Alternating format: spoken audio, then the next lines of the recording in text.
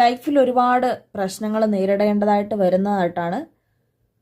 അതായത് നിസ്സാരമായിട്ട് നമ്മൾ ആദ്യമേ മുളയിലെ ഞുള്ളിക്കളയണം എന്നുള്ളൊരു കാര്യം, ആ ഒരു പഴഞ്ചൊല്ല് പോലെ നിങ്ങൾ ആ ഒരു പഴഞ്ചൊല്ല് നിങ്ങളുടെ ലൈഫിൽ അത് ഒരു ഇൻസ്പിറേഷനായിട്ട് എടുക്കുകയോ അല്ലെങ്കിൽ അതിൻ്റേതായിട്ടുള്ളൊരു കാര്യ ഗൗരവമായിട്ട് എടുക്കുകയോ ചെയ്തിട്ടില്ല.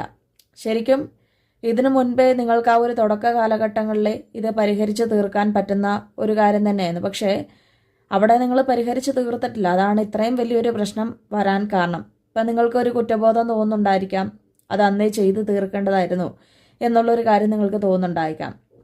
അപ്പോൾ ഈ ദൃഷ്ടിദോഷം എന്ന് പറയുന്നത് നമുക്ക് എങ്ങനെയൊക്കെയാണ് ഇത് മനസ്സിലാക്കാൻ പറ്റുന്നതെന്ന് ചോദിച്ചാൽ, ഇപ്പം നിങ്ങളുടെ ലൈഫിൽ നിങ്ങൾക്ക് ഭയങ്കരമായിട്ടും ഇപ്പം ഫിനാൻഷ്യൽ കാര്യം ആയിട്ട് എടുത്താൽ നമുക്ക് ഭയങ്കര അമിതമായിട്ടുള്ളൊരു ചിലവുകൾ വരുന്നുണ്ടാവാം.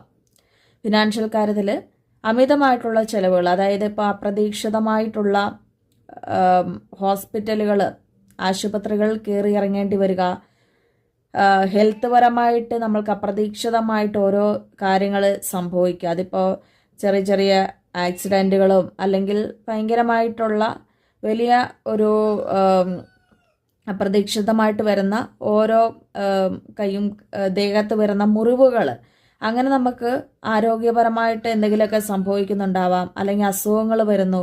അപ്പോൾ അതുകൊണ്ട് നമുക്ക് ഈ ഹെൽത്ത് പരമായിട്ടുള്ളൊരു കാര്യങ്ങൾ നിങ്ങൾക്കിങ്ങനെയൊക്കെ വരുന്നുണ്ടെങ്കിൽ ഇതൊരു ദൃഷ്ടിദോഷം മൂലമാണ്, അല്ലെങ്കിൽ ആ കണ്ണേറ് കൊണ്ട് തന്നെയാണ്. ഇല്ലെങ്കിൽ ഈ പറയുന്ന പോലെ രണ്ടാമതായിട്ടുള്ളൊരു കാര്യം നോക്കാന്നത് മണി ബേസ്ഡ് ആയിട്ടുള്ളൊരു കാര്യം. മണി ബേസ്ഡ് ആയിട്ടുള്ളൊരു കാര്യം എന്ന് വെച്ചാൽ നിങ്ങൾക്ക് ഭയങ്കരമായിട്ട് ചിലവ് വരിക.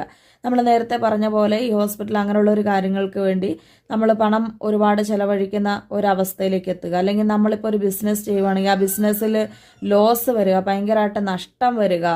അതുപോലെ തന്നെ കൊടുത്ത പണങ്ങളൊന്നും തിരിച്ചു കിട്ടുന്നില്ല. അല്ലെങ്കിൽ ഇപ്പം നമ്മളൊരു ജോലി ചെയ്യുന്നു, ആ ജോലിയിൽ നമുക്ക് പണം കിട്ടുന്നില്ല. അപ്പം എല്ലാത്തിലും ഓരോരോ തടസ്സങ്ങൾ. പണപരമായിട്ട് ഏത് കാര്യം എടുത്താലും നിങ്ങൾക്ക് തടസ്സം. ഇപ്പം നിങ്ങളിപ്പോൾ എബ്രോഡ് വർക്ക് ചെയ്യുന്ന ഒരു വ്യക്തിയാവാം. അപ്പോൾ അവിടെ നമ്മൾ പല ആൾക്കാരുടെയും ഒരു സ്വപ്നങ്ങളെന്ന് പറയുമ്പോൾ ഒരുപാട് വ്യക്തികൾ വിദേശത്തേക്ക് സഞ്ചരിക്കുന്നതിൻ്റെ ഒരു കാരണം എന്ന് വെച്ചാൽ സാമ്പത്തികമായിട്ടുള്ള ഉയർച്ചയ്ക്ക് വേണ്ടിയാണ്.